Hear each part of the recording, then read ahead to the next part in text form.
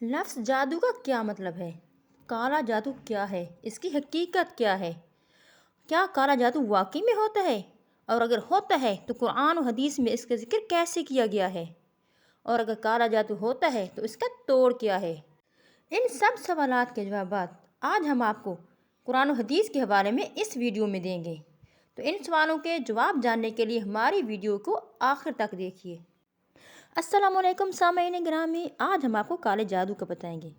جادو کا لفظ اردو زبان کے اندر استعمال ہوتا ہے کیونکہ عربی میں اسے سحر کہتے ہیں، جس کے معنی ہے حقیقت کو پھیر دینا یا دھوکہ دینا، جو کہ نظر کا دھوکہ بھی ہو سکتا ہے کیونکہ حقیقت میں کچھ بھی نہیں بدلتا۔ اس کا الٹ لفظ معجزہ ہے۔ معجزے میں حقیقت کو بدل دیا جاتا ہے۔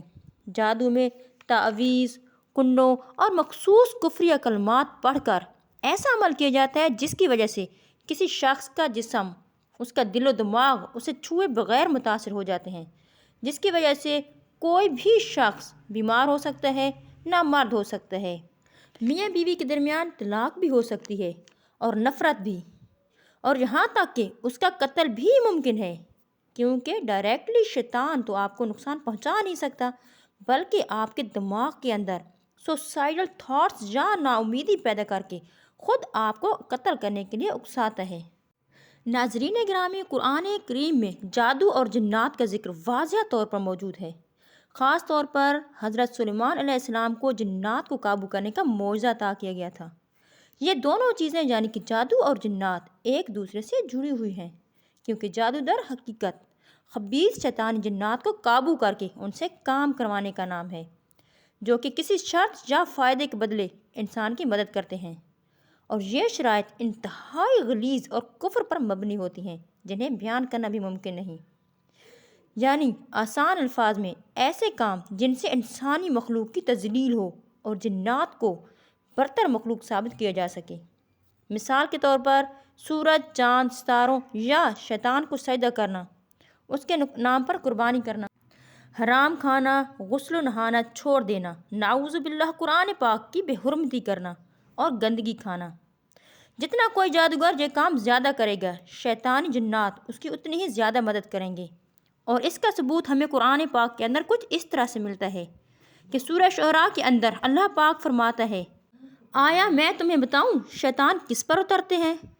وہ ہر ایک جھوٹے گناہگار پر اترتے ہیں اور انہیں سنی سنائی باتیں پہنچاتے ہیں، اور ان میں سے اکثر جھوٹے ہیں۔ یاد رہے کہ یہ جنات مدد نہیں کرتے کیونکہ ان کے اندر نیک بھی ہیں اور خبیث جنات بھی موجود ہیں، جن کا ذکر سورہ جن کے اندر موجود ہے کہ ان کے اندر اچھے جنات بھی ہوتے ہیں یعنی کہ نیک جنات، اور شیطانی جنات بھی ہوتے ہیں۔ صحیح احادیث کے اندر آیا ہے کہ خود رسول پاک صلی اللہ علیہ وآلہ وسلم پر بھی جادو ہو گیا تھا کیونکہ ایک یہودی لبید بن عاصم نے حضور کریم صلی اللہ علیہ وسلم پر جادو کیا تھا، جس کا اثر کچھ ایسے ہوا کہ جب بھی آپ صلی اللہ علیہ وسلم سوچتے کہ میں نے یہ کام کر لیا ہے، لیکن حقیقت میں آپ صلی اللہ علیہ وسلم نے وہ کام نہیں کیا ہوتا تھا، یہاں تک کہ دو فرشتوں حضرت جبرائیل علیہ السلام اور حضرت میکائیل علیہ السلام نے آپ صلی اللہ علیہ وسلم کو آ کر بتایا کہ لبید بن عاصم نے آپ صلی اللہ علیہ وسلم کے بالوں پر کالا جادو کر کے انہیں کنویں میں رکھا ہوا تھا، اور اس جادو کے اثر کی وجہ سے اس کنویں کا پانی مہندی کے پانی کی طرح سرخ ہو گیا تھا۔ آپ صلی اللہ علیہ وسلم صحابہ کرام رضی اللہ تعالیٰ عنہ کے ساتھ گئے اور کنویں سے چیزیں نکال کر دفن کر دیا، یہاں تک کہ آپ صلی اللہ علیہ وسلم نے اس واقعے کا ذکر باقی لوگوں سے بھی نہ کیا تاکہ باقی لوگوں کے اندر گناہ کے طور پر یہ پھیل نہ سکے۔ صحیح حدیث میں ابو ہریرہ رضی اللہ تعالیٰ عنہ سے مروی ہے کہ آپ صلی اللہ علیہ وسلم نے فرمایا کہ 7 ہلاک کرنے والی چیزوں سے بچو، جن میں سے ایک کالا جادو بھی ہے کیونکہ یہ شرک ہے۔